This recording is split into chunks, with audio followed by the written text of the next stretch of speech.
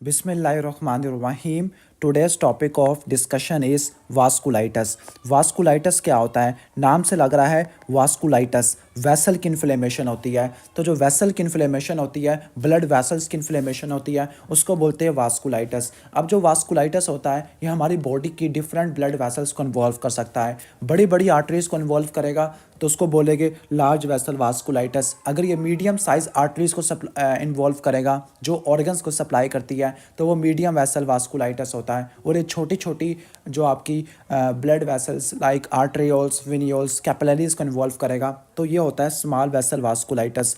तो हम इसको 3 कैटेगरी में डिवाइड कर देते हैं, large vessel vasculitis, okay, medium vessel vasculitis और इसके अलावा आपका आ जाएगा ओके स्मॉल वेसल वास्कुलाइटस। ये वास्कुलाइटस की बेसिक क्लासिफिकेशन है, स्मॉल वेसल वास्कुलाइटस। ठीक हो गया। जो बड़ी बड़ी वेसल्स होती है वो कौन सी होती है? वो आपकी अयोर्टा होती है और इसकी ब्रांचेस होती है। जो अयोर्टा होता है और इसकी जो ब्रांचेस होती है इनको बोलते हैं हम ओके लार्ज वेसल। तो जो लार्ज वेसल कौन कौन सी होती है? अयोर्टा होता है और इसकी ब्रांचेस होती है। जो मीडियम वेसल्स होती है ये वो आर्टरीज होती है जो ऑर्गन्स को सप्लाई करती होती है, तो हम इसको ऑर्गन आर्टरीज भी कहते हैं।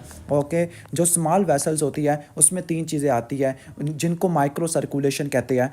उसमें आर्टरियोल आती है, ओके, कैपिलरीज आती है और विनियोल्स आ जाती है। अब मैं आपको बेसिक स्केच बनाने वाला हूँ और आपको एक इंपॉर्टेंट पॉइंट्स बताऊंगा जिससे आपने डायग्नोस करना है। जो लार्ज वेसल वास्कुलाइटस होता है बड़ी बड़ी वेसल को इन्वॉल्व कर रहा है, तो फिर आपने देखना है पेशेंट की एज को। अगर पेशेंट की एज 50 ईयर है या 50 ईयर से नीचे है, पहले बता दूं जो वास्कुलाइटस होते हैं ज़्यादातर जो वास्कुलाइटस होते हैं आउटोम्यून होते हैं। आउटोम्यून का मतलब है कि ये फीमेल्स में ज़्यादा देखने को मिलते होते हैं। ठीक हो गया। और चूंकि ये वास्कुलाइटस है ये क्रॉनिक इन्फ्लेमेशन कराते हैं। जब पेशेंट को इन्फ्लेमेशन होती है तो ईएसआर का लेवल ज़्यादा होता है, तो ईएसआर का लेवल आपको सारे वास्कुलाइटस में ज़्यादा देखने को मिलेगा। और इसके अलावा और क्या होगा? ओके, क्रॉनिक इन्फ्लेमेशन होती है। जब भी क्रॉनिक इन्फ्लेमेशन होती है लीवर एक्यूट फेस प्रोटीन बनाना शुरू कर देता है, तो इसमें आपको एक्यूट फेस प्रोटीन का लेवल ज़्यादा देखने को मिलेगा। इसके अलावा इन्फ्लेमेशन है तो आपको अनीमिया ऑफ क्रॉनिक डिजीज़ देखने को मिलेगा। क्रॉनिक डिजीज़ की वजह से अनीमिया ऑफ क्रॉनिक डिजीज़ देखने को मिलेगा। ये आपको सारे वास्कुलाइटस में देखने को मिलता है। आउटोम्यून होते हैं, ईएसआर ज़्यादा होता है, एक्यूट फेस प्रोटीन ज़्यादा होती है, अनीमिया ऑफ क्रॉनिक डिजीज़ आपको देखने को मिलता है। मैं आपको बता रहा था लार्ज वेसल वास्कुलाइटस। लार्ज वेसल वास्कुलाइटस में अगर पेशेंट है उसकी एज 50 साल से ऊपर है, ओके, तो आपने जाना है टेम्पोरल या जॉइंट सेल आर्टराइटिस में। तो जॉइंट सेल जो आपका लार्ज वेसल वास्कुलाइटस होता है, ओके, इसमें कौन सा आता है? जॉइंट सेल या temporal artery arteritis. Joint cell बोलते हैं या टेम्पोरल आर्टरी आर्टराइटिस कहते होते हैं। ठीक हो गया। दूसरी तरफ 50 साल से नीचे वाली अगर फीमेल है तो उसमें आपका टाकायासु देखने को मिलता है। ओके, अब मैं कुछ इंपॉर्टेंट चीज़ बता देता हूँ। जो जॉइंट सेल आर्टराइटिस होता है, जॉइंट सेल आर्टराइटिस में क्या चीज़ें देखने को मिलती है? जॉइंट सेल आर्टराइटिस को टेम्पोरल आर्टराइटिस भी कहते हैं। डैट मीन्स ये टेम्पोरल आर्टरी को इन्वॉल्व करेगा। ओके, तो पहला बात इंपॉर्टेंट चीज़ रट्टा मारनी है, ये ग्रैनुलोमेटस होता है। ये ग्रैनुलोमेटस वास्कुलाइटस है, इसमें ग्रैनुलोमा बनते होते हैं, खासतौर पर लार्ज वेसल के बनते हैं। लार्ज वेसल किसकी? अयोर्टा और इसकी ब्रांचेस की। खासतौर पर सबसे ज़्यादा ग्रैनुलोमा बनते हैं टेम्पोरल आर्टरी में। That is why this is called temporal arteritis. जब टेम्पोरल आर्टरी की इन्वॉल्वमेंट होती है तो जो टेम्पोरल आर्टरी होती है बिल्कुल कैसे बन जाती है? कोड लाइक स्ट्रक्चर बना लेती है।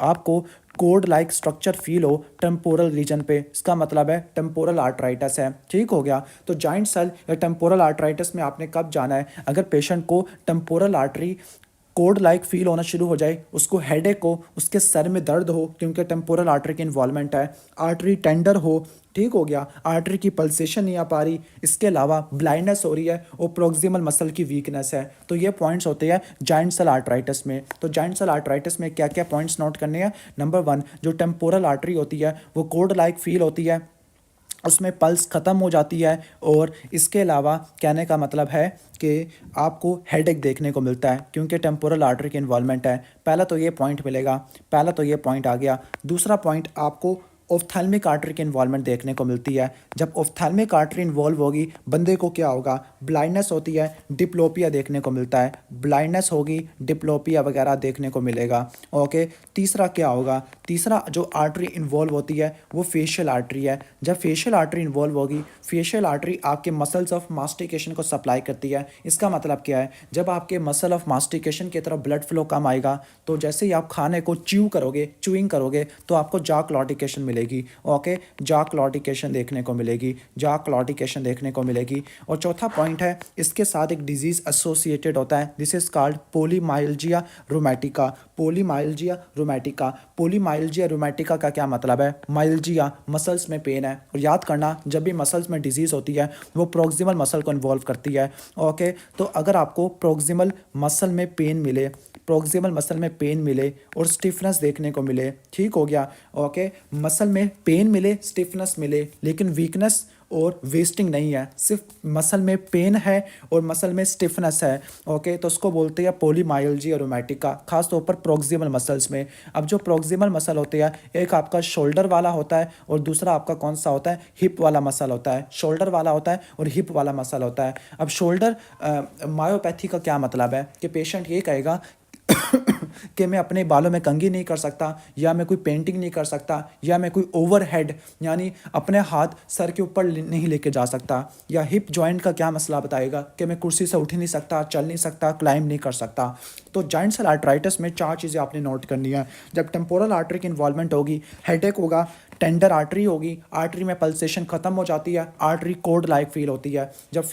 जब आपकी ऑफ्थैल्मिक आर्टरी इन्वॉल्व होगी तो ब्लाइंडनेस होती है, डिप्लोपिया होता है, ऑप्टिक न्यूराइटिस होता है। ओके, और बंदा ब्लाइंड हो सकता है। अगर फेशियल आर्टरी की इन्वॉल्वमेंट होती है, जॉ क्लॉटिकेशन होगा और उसके साथ एक डिजीज एसोसिएटेड होता है, दिस इज कॉल्ड, ओके, उस डिजीज़ को क्या बोलते हैं, उस डिजीज़ को बोलते हैं पोलीमाइल्जिया रोमैटिका। ठीक हो गया, तो ये पूरा मैंने जॉइंट सेल आर्टराइटिस एक्सप्लेन कर दिया। ठीक हो गया, क्लियर, उम्मीद है कि समझ आ गया होगा। अब हम जॉइंट सेल आर्टराइटिस को यहाँ से पढ़ लेते हैं। जॉइंट सेल आर्टराइटिस फीमेल्स में देखने को मिलता है, 50 साल से ऊपर वाली फीमेल में।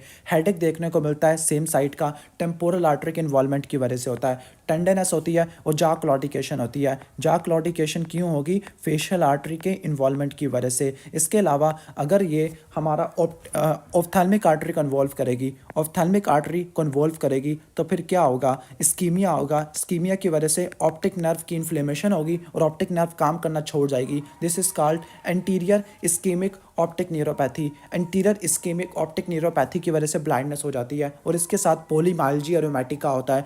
पोलीमाइल्जिया रोमैटिका में क्या होता है, बायलैटरल सिमेट्रिकल प्रोक्सिमल मसल की वीकनेस, और आपको वीकनेस नहीं होती, पेन होता है और स्टिफनेस होती है। वीकनेस और वेस्टिंग नहीं होती, पेन और स्टिफनेस आपको देखने को मिलती होती है। क्लियर, ठीक हो गया। सबसे ज़्यादा कैरोटिड आर्टरीज को इन्वॉल्व करता है, खासतौर पर अयोर्टा और उसकी ब्रांचेस को इन्वॉल्व करता होता है। क्लियर, कॉम्प्लिकेशन क्या है, अयोर्टा को इन्वॉल्व कर रहा है, खासतौर पर अयोर्टा की ब्रांचेस को, तो अयोर्टाइटिस हो सकता है और वर्टिब्रल आर्टरी का इन्फेक्शन भी हो सकता है, लेकिन ये रेयर होता है। इसमें फोकल ग्रैनुलोमेटस इन्फ्लेमेशन होती है, ईएसआर का लेवल ज़्यादा होता है इन्फ्लेमेशन की वजह से, और डिजीज़ की सिवेरिटी के लिए ईएसआर और इंटरल्यूकिन 6 के लेवल कराते हैं। अगर पेशेंट को जॉइंट सेल आर्टराइटिस है तो आपने क्या क्या करवाना है, सबसे पहले आप क्या कराओगे, सबसे पहले आप क्या करा लोगे, सीबीसी करा लोगे। सीबीसी में क्या मिलेगा आपको, डब्ल्यूबीसी ज़्यादा मिलेंगे और अनीमिया ऑफ क्रॉनिक डिजीज़ देखने को मिलेगा। सबसे पहले ये होगा। नंबर 2, आपने ईएसआर और सीआरपी इन्फ्लेमेशन के मार्कर कराने हैं जो आपको एलिवेटेड देखने को मिलेंगे।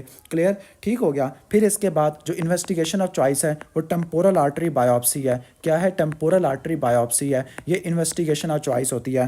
टेम्पोरल आर्टरी की बायोप्सी कराओगे। अब बायोप्सी में क्या मिलेगा, बायोप्सी में जो इंटरनल इलास्टिक लैमिना है उसकी फ्रेगमेंटेशन होती है, fragmentation of internal elastic lamina, ये आपको देखने को मिलता होता है। इंटरनल इलास्टिक लैमिना की फ्रेगमेंटेशन होती है। नंबर 2, जो आपका ट्यूनिका मीडिया है उसकी नेक्रोसिस आपको देखने को मिलती है, ट्यूनिका मीडिया की नेक्रोसिस देखने को मिलती है। तीसरा चीज़ क्या मिलेगी आपको, इन्फ्लेमेटरी सेल मिलेंगे, खास तौर पर जॉइंट सेल्स मिलते हैं जो कि बड़े बड़े मैक्रोफेजेस होते हैं। क्लियर, और इसका ट्रीटमेंट क्या होगा, अगर पेशेंट को पोलीमाइल्जिया रोमैटिका है तो लो डोज स्टीरॉयड देने हैं, लेकिन अगर कहने का मतलब है कि टेम्पोरल आर्टरी आर्थराइटिस है तो आपने हाई डोज ग्लूकोकॉर्टिकॉइड स्टार्ट करने हैं। यहाँ तक कि बायोप्सी को भी आप छोड़ दो, हाई डोज ग्लूकोकॉर्टिकॉइड दो, अदरवाइज बंदा ब्लाइंड हो जाएगा। क्लियर? तो हमने ये सारा अच्छे से डिस्कस कर लिया है। ठीक है, पहले मैं सारी क्लासिफिकेशन बना देता हूँ। लार्ज वेसल वास्कुलाइटिस में आपका जाइंट सेल आ गया और टाकायासु आ गया। जो मीडियम वेसल वास्कुलाइटिस होता है उसमें क्या क्या आ जाती है? मीडियम वेसल वास्कुलाइटिस के अंदर आपका ओके दो डिजीज़ आ जाते हैं। एक आपका कावासाकी आ जाता है और दूसरा आपका हिनोशोलिन परपरा आ जाता है। वैसे हिनोशोलिन परपरा स्मॉल वेसल का डिजीज़ होता है। स्मॉल वेसल वास्कुलाइटिस आपको देखने को मिलता है। तो मीडियम में अब क्या क्या आएगा? मीडियम में आपका कावासाकी आ जाएगा जो कि बच्चों में वास्कुलाइटिस कराता होता है। ओके, पोली आर्टराइटिस नोडुजा आ जाएगा मीडियम के अंदर। और मीडियम के अंदर कौन सा आता होता है? मीडियम के अंदर आपका ओके इसके अलावा आपका बर्जर डिजीज़ आता है। यू वाला बर्जर है, ई वाला बर्जर नहीं है। अगर मैं यू हटा दूँ तो ये बर्जर डिजीज़ बनेगा, IgA नेफ्रोपैथी, लेकिन ये बर्जर डिजीज़ है। इसके बाद है स्मॉल वेसल वास्कुलाइटिस। अब स्मॉल वेसल वास्कुलाइटिस में आपने ये देखना है कि अनका पॉजिटिव है या अनका नेगेटिव है। अगर अनका पॉजिटिव है तो आपने देखना है कौन सा अनका आया है, सी अनका या पी अनका। ओके, अगर आपका सी अनका आया है तो आपने कहाँ पे जाना है? सी अनका आया है तो आपने वैगनर ग्रैनुलोमेटोसिस पे जाना है, वैगनर ग्रैनुलोमेटोसिस पे जाना है। अगर पीएन का आया है तो आपने देखना है पेशेंट को एस्थमा और इयोजिनोफिलिया तो नहीं है। ओके, एस्थमा और इयोजिनोफिलिया है या नहीं।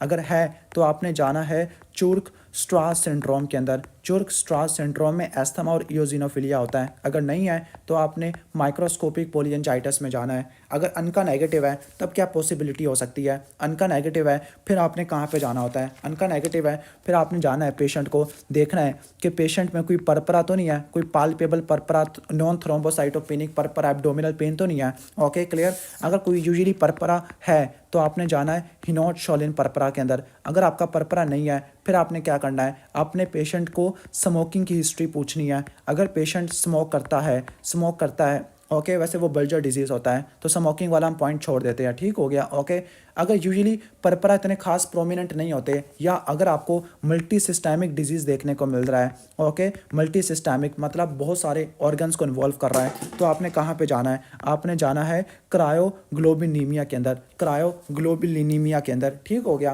तो ये बेसिक स्केच होता है। लार्ज वेसल वास्कुलाइटिस में आपका जाइंट सेल आर्थराइटिस और टाकायासु आता है। मीडियम के अंदर कावासाकी, पैन और बर्जर डिजीज़ है। स्मॉल वेसल में अनका और नॉन अनका। अनका में सी अनका तो वैगनर ग्रैनुलोमेटोसिस, पी अनका तो माइक्रोस्कोपिक पोलियंजाइटिस और चुर्क स्ट्रास सिंड्रोम। दोनों को डिफरेंशिएट करने के लिए एस्थमा और इयोजिनोफिलिया के लेवल्स कराने होते हैं।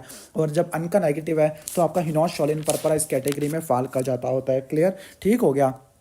तो ये बेसिक क्लासिफिकेशन बता दिया है। तो जाइंट सेल आर्थराइटिस में कब जाना है? जब आपको हेडेक मिले एक साइड पर, टेम्पोरल आर्टरी की टेंडरनेस मिले, आपको पल्सेशन खत्म हो गई है, ऑफ्थेल्मिक आर्टरी की इन्वॉल्वमेंट हो गई है, ब्लाइंडनेस हो गई है, ऑप्टिक न्यूराइटिस हो गया है, डिप्लोपिया हो गया है, फेशियल आर्टरी की इन्वॉल्वमेंट की वजह से जा की क्लॉटिकेशन हो गया है, पोलीमाइल्जिया रूमेटिका हो गया है, investigation of choice temporal artery biopsy होती है और ट्रीटमेंट क्या है? ग्लूकोकॉर्टिकॉइड। उम्मीद है कि समझ आ गया होगा। इसके बाद नेक्स्ट है हमारा टाकायासु। ओके, नेक्स्ट है टाकायासु। टाकायासु ये भी आपका बड़ी बड़ी वेसल्स को इन्वॉल्व करता है, लेकिन खास तौर पर ये आपका सब क्लेविन आर्टरी को ज़्यादा इन्वॉल्व करता है। सब क्लेविन आर्टरी को ज़्यादा इन्वॉल्व करता है। ठीक हो गया? और जब सब क्लेविन आर्टरी को इन्वॉल्व करता है, ओके, सब क्लेविन आर्टरी किसको सप्लाई करती है? अपर लिम्ब को सप्लाई करती है। तो आपको अपर लिम्ब में क्या मिलेगा? अपर लिम्ब्स के अंदर आपको पल्स क्या मिलेगी? आपको वीक देखने को मिलेगी। That is why this is called pulseless disease. ठीक हो गया? तो टाकायासु के बारे में क्या क्या चीज़ें याद रखनी है? टाकायासु आपको एशियंस में देखने को मिलता है, फीमेल्स में देखने को मिलता है, खास तौर पर 50 साल से नीचे वाली फीमेल्स में देखने को मिलता होता है। अपर लिम्ब में क्या होगा? अपर लिम्ब के अंदर पल्स क्या हो जाएगी? वीक हो जाती है। ओके, सिस्टोलिक ब्लड प्रेशर अगर मैं राइट आर्म का और लेफ्ट आर्म का लेता हूँ उसमें मुझे डिफरेंस मिलेगा। ओके, तो मुझे क्या मिलेगा? सिस्टोलिक ब्लड प्रेशर में मुझे डिफरेंस देखने को मिलेगा। ओके, इसके अलावा जब मैं सब क्लेविन आर्टरी को ऑस्कल्टेट करूँगा तो मुझे ब्रूई मिलेगा। ओके, और इसके अलावा पेशेंट को क्या मिल सकता है? ओकुलर डिस्टर्बेंस हो सकती है, लाइक रेटिनल हैमरेजेस आपको देखने को मिल सकते हैं। और इसके अलावा नॉन स्पेसिफिक सिम्टम्स हैं। लेकिन जो मोस्ट इंपॉर्टेंट चीज़ है, अपर लिम्ब में पल्स का कमज़ोर होना, सिस्टोलिक ब्लड प्रेशर का डिफरेंस होना, ब्रूई मिलना, विजुअल फील्ड डेफिसिट होना। वंस अगेन एक ग्रैनुलोमेटस इन्फ्लेमेशन होती है, आयोटिक आर्च को इन्वॉल्व करती है, ESR का लेवल ज़्यादा होता है। अब जो इसकी इन्वेस्टिगेशन और चॉइस होती है वो आपने क्या करानी है? ओके, आपने क्या करवानी है? MR एंजियोग्राफी करानी है, MR एंजियोग्राफी करानी है। MR एंजियोग्राफी में क्या मिलेगा? ओके, MR एंजियोग्राफी में वेसल की ओक्लूजन होगी क्योंकि ग्रैनुलोमेटस इन्फ्लेमेशन है, ओक्लूजन होगी तो स्टीनोसिस हो जाएगी, नैरो हो जाएगी, वेसल्स की जो वाल है वो इरेगुलर हो जाती है और वेसल की वाल कमज़ोर हो सकती है ड्यू टू डिस्ट्रक्शन। जब वेसल की वाल कमज़ोर हो जाएगी तो उसकी डायलेटेशन हो जाएगी, दिस इज कॉल्ड एनोरिज्म। और इसमें आपको क्या मिलेगा? इसमें आपको स्ट्रिंग ऑफ बीड अपीयरेंस देखने को मिलती होती है। ठीक हो गया, क्लियर? ऑलमोस्ट ये पॉइंट हो जाएगा। इसके बाद हम आगे चलते हैं। ओके, ट्रीटमेंट किया है, ग्लूकोकॉर्टिकॉइड है। इसके बाद चलते हैं मीडियम वासल वास्कुलाइटस, बर्जर डिजीज़। रट्टा मारना, इसमें यू है, अगर मैं यू को हटा दूँ तो वो बनता है बर्जर डिजीज़, जिसको IgA नेफ्रोपैथी कहते हैं। IgA नेफ्रोपैथी ये बर्जर डिजीज़ है, यू वाला बर्जर है, जिसको थ्रोम्बोएंजाइटिस ओब्लिटरन कहते होते हैं।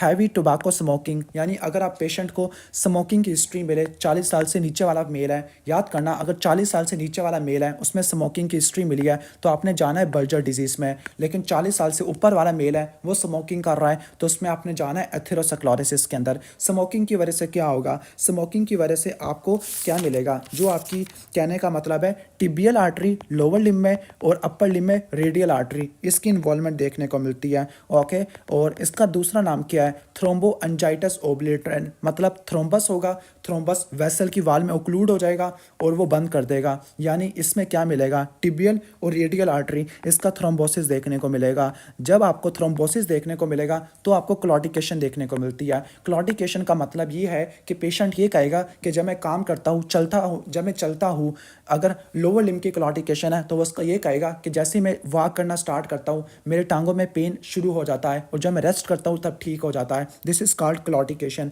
जो स्कीमिक पेन होता है। ओके, और स्कीमिया बढ़ गया, अगर स्कीमिया क्रिटिकल स्कीमिया हो गया तो वो नेक्रोसिस या गैंग्रीन करा देगा। और रट्टा मार लेना, ये कौन से HLA से एसोसिएटेड होता है? ये HLA, ओके, A9 और B5 इससे एसोसिएटेड होता है और इसमें गैंग्रीन होती है। वो जो डिजिट्स है उसकी आउटो एम्पुटेशन हो जाती है, खुद ब खुद डिजिट्स ही आउटो एम्पुटेट कर जाते होते हैं और आपको वेसल के वाल की इन्फ्लेमेशन देखने को मिलती है।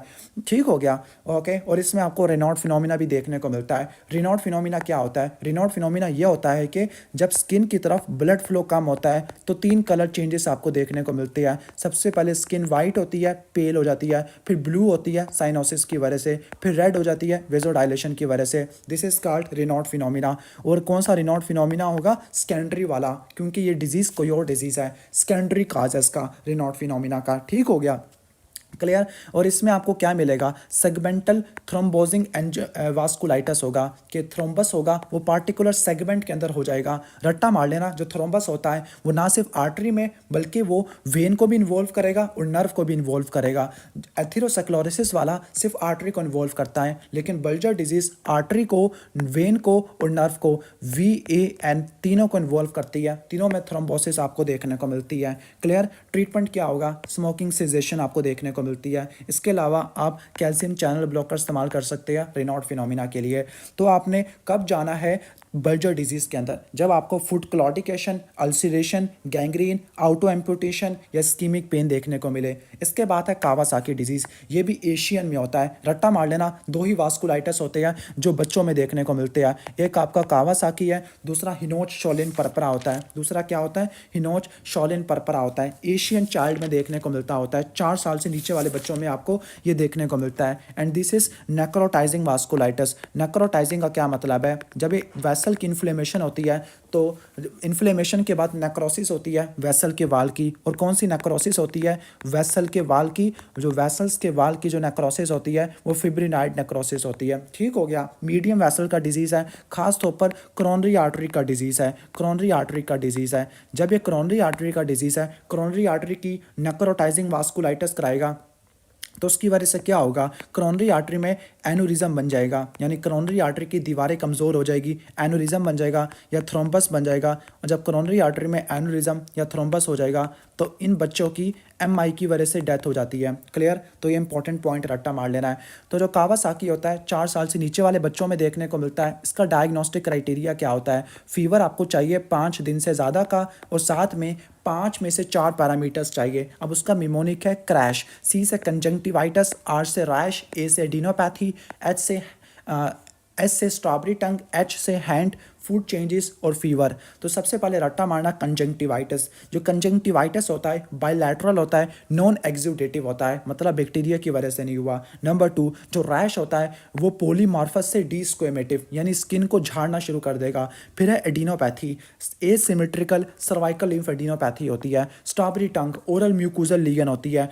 ओके, लिप्स की क्रस्टिंग होती है, माउथ की फिशरिंग होती है, और हैंड्स और फुट में एडिमा और एरिथीमा देखने को मिलेगा। इसको हम म्यूकोकुटेनियस लिम्फ नोड सिंड्रोम भी कहते हैं। वाइट इज कॉल्ड म्यूकोकुटेनियस क्योंकि स्ट्रॉबेरी टंग करा देता है। Okay, white is called cutaneous क्योंकि एडिमा और एरिथीमा करा देता है। White is involving lymph node, मतलब लिम्फ नोड को इन्वॉल्व करता है। तो एसिमेट्रिकल सर्वाइकल लिम्फेडिनोपैथी करवा देता होता है। क्लियर। तो क्रैश और बर्न्स वाला निमोनिक रट्टा मारना है। अब चूंकि करोनरी आर्टरी की इन्वॉल्वमेंट होती है तो करोनरी आर्टरी का एन्यूरिज्म होगा, थ्रोम्बस हो जाएगा या रप्चर हो गया तो एमआई की वजह से डेथ हो सकती है। इसका ट्रीटमेंट क्या है? आईवी इम्यूनोग्लोबुलिन और एस्पिरिन रट्टा मार लेना। नॉर्मली बच्चों के अंदर हम एस्पिरिन को अवॉइड करते हैं क्योंकि एस्पिरिन क्या करवा देती है? एस्पिरिन राइस सिंड्रोम कराती है, हेपेटिक एनकेफेलोपैथी करा देती है जिसको राइस सिंड्रोम कहते हैं। लेकिन ये वाहिद डिजीज़ है बच्चों में जिसमें हम एस्पिरिन देते हैं। मतलब हम कहते हैं कि कहीं एमआई की वजह से, हार्ट अटैक की वजह से ना मर जाए तो एस्पिरिन दे देते हैं हम। इसके बाद है पोलीआर्ट्राइटिस नोडुजा। ये भी नेक्रोटाइजिंग वास्कुलाइटिस है। नेक्रोटाइजिंग वास्कुलाइटिस का मतलब है यहाँ पर फिब्रिनाइड नेक्रोसिस होती है। ओके, फिब्रिनाइड नेक्रोसिस होती है।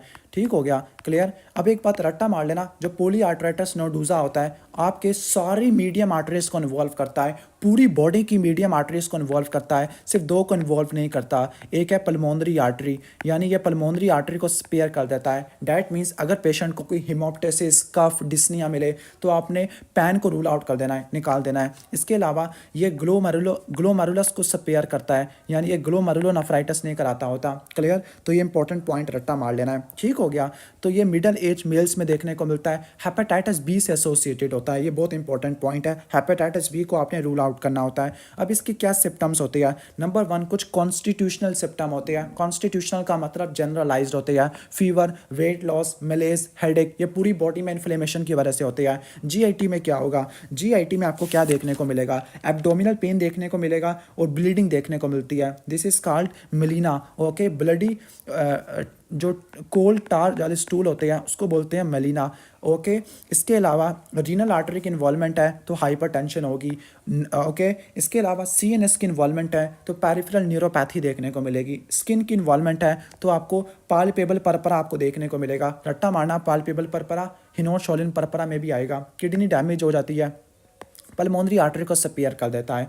क्लियर। अब इसकी डिफरेंट स्टेजेस होती है। ट्रांसम्यूरल इन्फ्लेमेशन होती है। ट्रांसम्यूरल का मतलब है जो इंटीमा, मीडिया, एडवेंटिशिया सबकी इन्वॉल्वमेंट है फिब्रिनाइड नेक्रोसिस से। और इसमें मिलती है स्ट्रिंग ऑफ पल्स अपीयरेंस। ठीक हो गया। Okay, string of pulse appearance इसमें होती है, उसमें नहीं देखने को मिलती। मैंने टाकायासु पहले बताया था लेकिन उसमें नहीं होती। ओके, लेकिन रट्टा मार लेना, टाकायासु के लिए और पोलीआर्ट्राइटिस नोडुजा के लिए, दोनों के लिए आपने एंजियोग्राफी करानी है। बस इसमें आपने रीनल एंजियोग्राफी करानी है जिसमें स्ट्रिंग ऑफ पर्ल अपीयरेंस देखने को मिलता है। बायोप्सी इन्वेस्टिगेशन और चॉइस होती है जिसमें आपको फिब्रिनाइड नेक्रोसिस मिलेगा। लेकिन फिब्रिनाइड नेक्रोसिस होगा, लेकिन फिब्रिनाइड नेक्रोसिस के साथ ग्रैनुलोमा नहीं होगा, मतलब नॉन ग्रैनुलोमेटस नेक्रोटाइजिंग इन्फ्लेमेशन है। ओके, ठीक हो गया। तो इसके साथ कोई ग्रैनुलोमा नहीं देखने को मिलेगा। अगर ग्रैनुलोमा हुआ तो आपने वैगनर में जाना होता है। ठीक हो गया, क्लियर। ट्रीटमेंट क्या होगा? सारे वास्कुलाइटिस का क्या ट्रीटमेंट है? इम्यूनोसप्रेसिव ड्रग इस्तेमाल करनी है। मिमोनिक है, स्कैम, एस से स्टीरॉइड, सी से साइक्लोफॉस्फामाइड, ए से एजेथियोप्रीन, एम से मिथोट्रेक्सेट और माइकोफिनोलेट होती है। और जो पैन होती है स्किन को इन्वॉल्व करती है, यानी स्किन को जिसमें पाल्पेबल परपरा, अल्सरेशन, लिविडो रेटिकुलरिस करवा देती है। किडनी जिसमें हाइपरटेंशन वगैरह करा देती होती है। रीनल फेलियर कराती है। इंटेस्टाइन जिसमें एब्डोमिनल पेन, मेलिना कराती है। नर्व्स जिसमें पेरिफेरल न्यूरोपैथी करवाती है। इसके बाद है स्मॉल वेसल वास्कुलाइटिस। इसमें बेशर डिजीज़ भी आता है, इसको मैं छोड़ गया था। जो बेशर डिजीज़ होता है इसमें रट्टा मार लेना, 3 जगह के अल्सर आपको देखने को मिलते हैं। बेशर डिजीज़ के अंदर आपको 3 जगह के अल्सर देखने को मिलते हैं। पहला तो ये है कि स्मॉल वेसल वास्कुलाइटिस है, खास तौर पर ये विनियोल्स को इन्वॉल्व करता है। टर्की वाले लोगों में आपको ये देखने को मिलता है। HLA-B51 इससे एसोसिएटेड होता है। ये कुछ इंपॉर्टेंट पॉइंट रट्टा मारने हैं। तो इसमें रट्टा मारना ओरल अल्सर होता है, इसमें पेशेंट को ओरल अल्सर होता है, इसमें पेशेंट को जेनिटल अल्सर होता है और पेशेंट को आइज़ की लीजन होती है, यानी आइज़ में यूवियाइटिस होगा, सक्लेराइटिस होगा, ठीक हो गया, स्किन पेरिथीमा नोडोजम हो सकता है। Clear.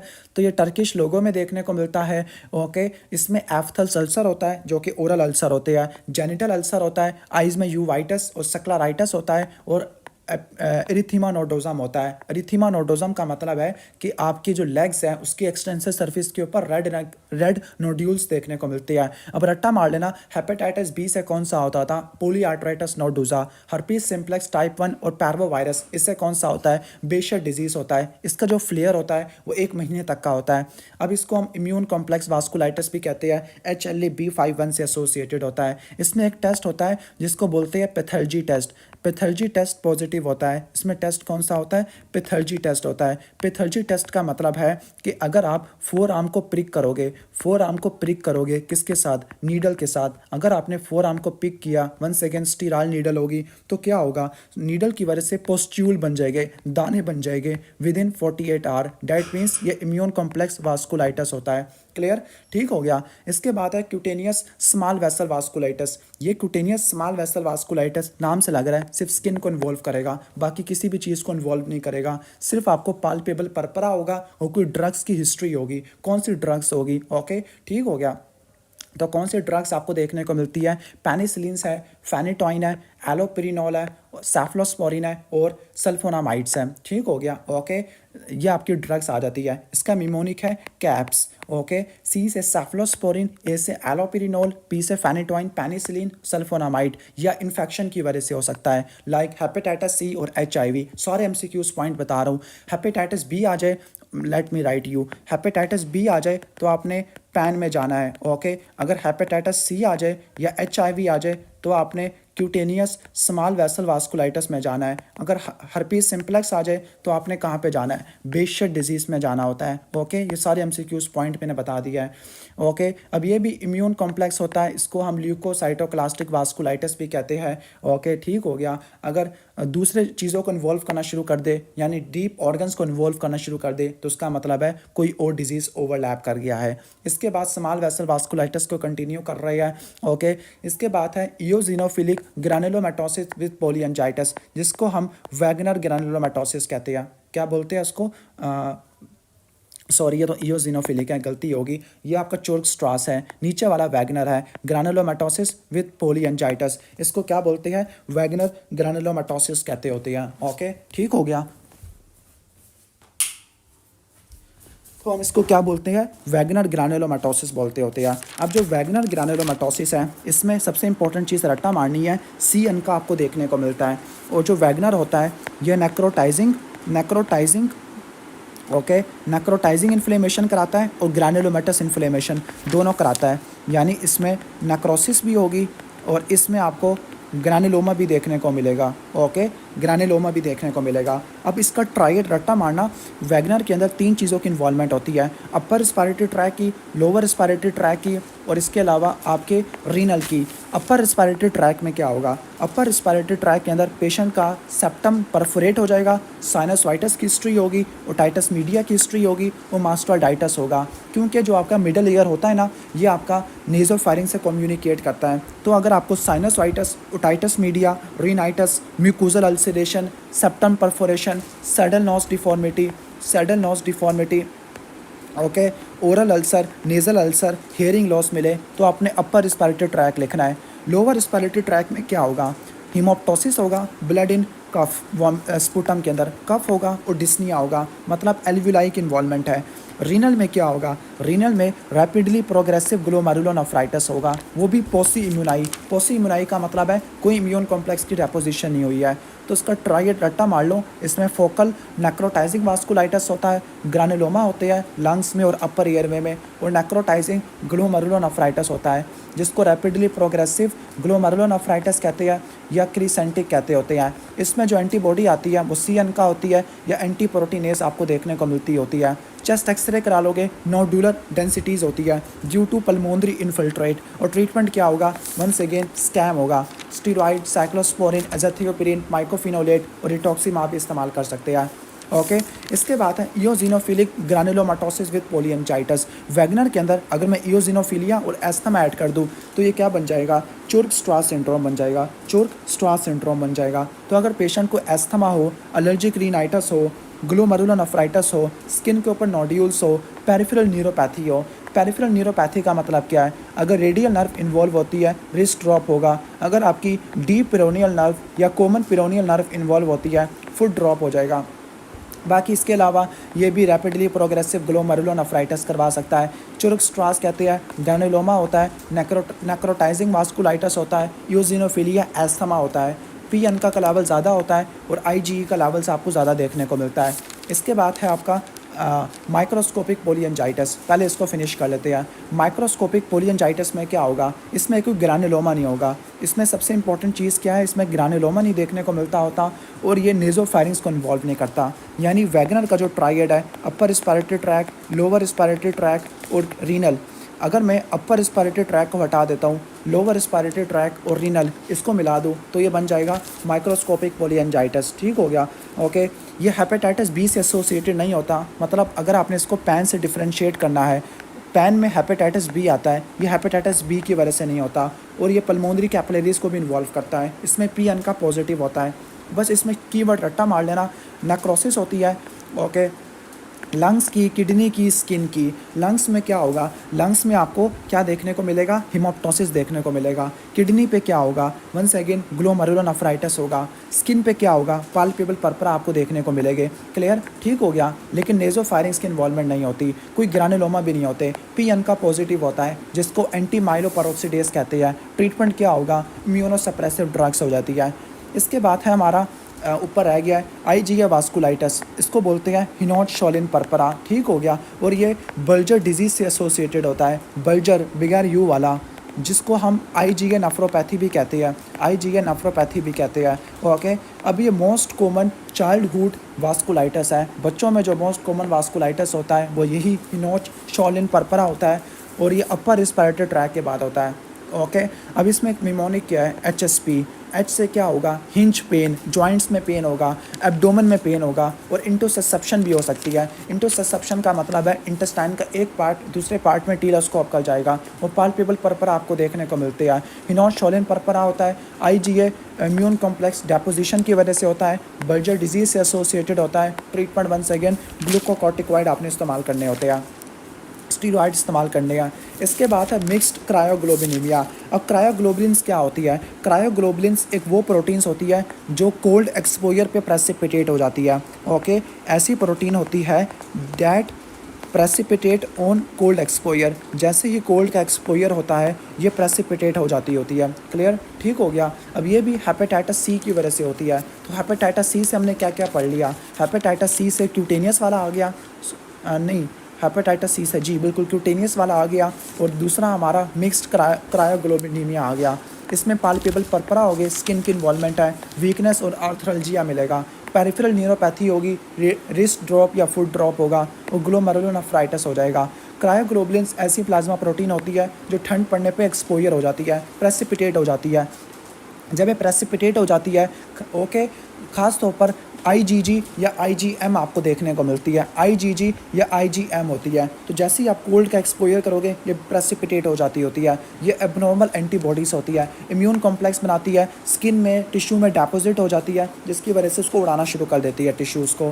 Clear, let me summarize. जो क्रायोग्लोबुलिन्स होती है ये टाइप 1, टाइप 2, टाइप 3 होते हैं। ठीक हो गया। जो टाइप 1 है, टाइप 1 में जो एंटीबॉडी होती है वो आपकी IgM या IgG हो सकती है, IgM या IgG हो सकती है। क्लियर।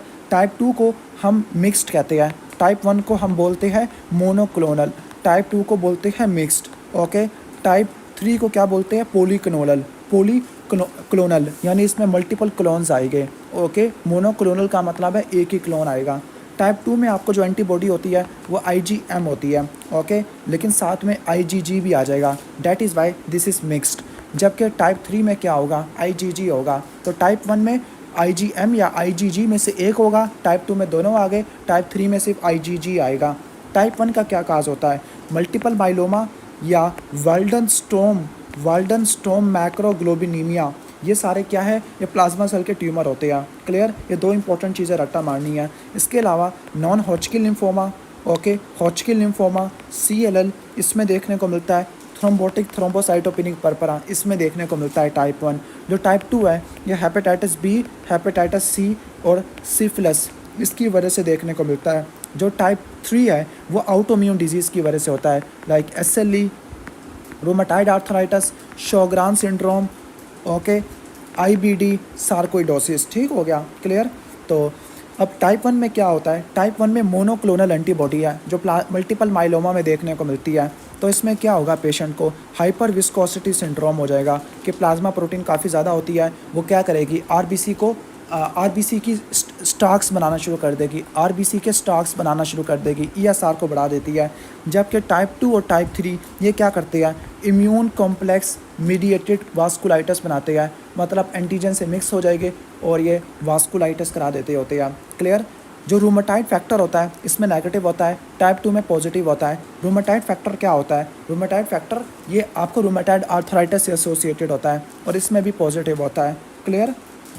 कॉम्प्लीमेंट्स के नावल इसमें नॉर्मल होते हैं टाइप 1 में, टाइप 2 में और टाइप 3 में कॉम्प्लीमेंट्स कम हो जाते हैं क्योंकि इम्यून कॉम्प्लेक्स वास्कुलाइटिस है, तो ये सारे कॉम्प्लीमेंट्स इस्तेमाल हो जाते होते हैं।